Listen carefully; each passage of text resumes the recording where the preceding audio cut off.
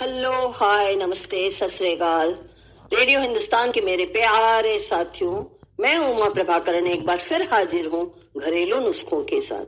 जी हाँ, मुझे पता है आप सबको मेरा बेसब्री से इंतजार है, इसलिए तो मैं भी आपके लिए एकदम आसान और टोटली घरेलू नुस्खे चुन चुन कर लाती हूँ। दोस्तों, पर एक बात का अवश्य ख्याल रखना चाहिए, हमारे शरीर और हमारे हेल्थ का ध्यान हमें पूरी तरह से रखना चाहिए। यह ईश्वर की ओर से दिया हुआ एक वरदान है।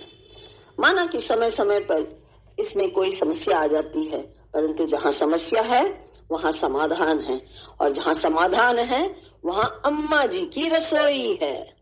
चलिए नुस्खे की ओर बढ़ते हैं। नुस्खा नंबर 1। कभी कभी ऐसा देखा गया है कि लोगों के मुंह से बहुत बदबू आती है। इसका पहला कारण यह है कि पेट साफ नहीं रहना। दूसरा एक और भी कारण है कि कभी कभी दांतों में सड़न या मसूड़ों में सड़न के कारण भी बदबू आती है।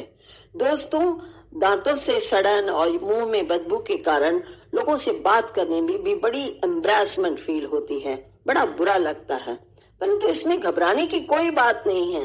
अम्मा जी की रसोई है तो हर काम आसान है। जी हाँ, अमरूद के पत्ते तो बड़ी आसानी से मिल जाते हैं। अमरूद के 8-10 पत्तों को अच्छी तरह से धोकर साफ कर लीजिए। उसके बाद कम से कम 2-2.5 गिलास पानी में नमक के साथ डालकर उसे उबालिए। इतना उबालिए कि पानी खाली 1.5 गिलास रह जाए। उसके बाद इस पानी से कुल्ला कीजिए। कम से कम एक दिन में 2 या 3 बार तो अवश्य करना चाहिए। लगातार आप यदि सप्ताह में 3 या 4 बार करते हैं तो देखिए आपके मुंह से बदबू एकदम चली जाएगी, हमेशा के लिए चली जाएगी। साथ ही आपको मसूड़ों के दर्द से भी आराम मिलेगा। सहजन के पत्तों का सूप यानी कि ड्रम स्टिक के पत्तों का सूप, यह शरीर में इम्यूनिटी को बढ़ाता है, साथ ही बीपी को भी कंट्रोल में रखता है। डायबिटीज के मरीजों के लिए भी बहुत गुणकारी है, खासकर यह पुरुषों के लिए तो बहुत ही उपयोगी है। ठंड के चलते जोड़ों में दर्द होना आम बात है, इसका भी इलाज है। 1 या 2 प्याज ले लीजिए, उसे पीस कर उसका रस निकाल लीजिए।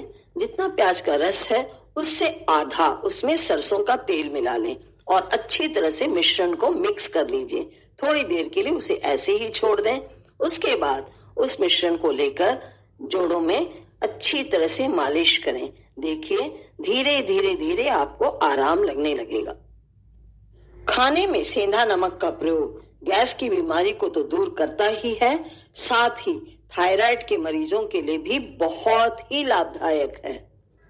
सुबह सुबह खाली पेट में अगर आधा स्पून कलौंजी गुनगुने गर्म पानी के साथ खाएं तो यह बीपी को बहुत कंट्रोल में रखता है। स्वीट पोटैटो यानी कि शकरकंद, इसके भी बहुत सारे फायदे हैं। फाइब्रस होने के कारण कॉन्स्टिपेशन की समस्या दूर होती है।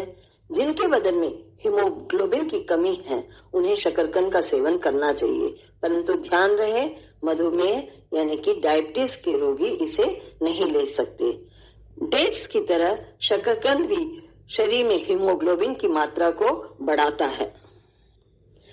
बहुत सारी महिलाओं को मासिक धर्म के समय पेट में मरोड़ के साथ दर्द होता है। उन्हें चाहिए कि मासिक धर्म के डेट को ठीक तरह से याद रखें और ठीक मासिक धर्म के 1 सप्ताह पहले से नींबू का रस गुनगुने पानी में डालकर लगातार पिएं। ऐसा करने से 3-4 महीने के अंदर दर्द से मुक्ति जरूर पा लेंगे।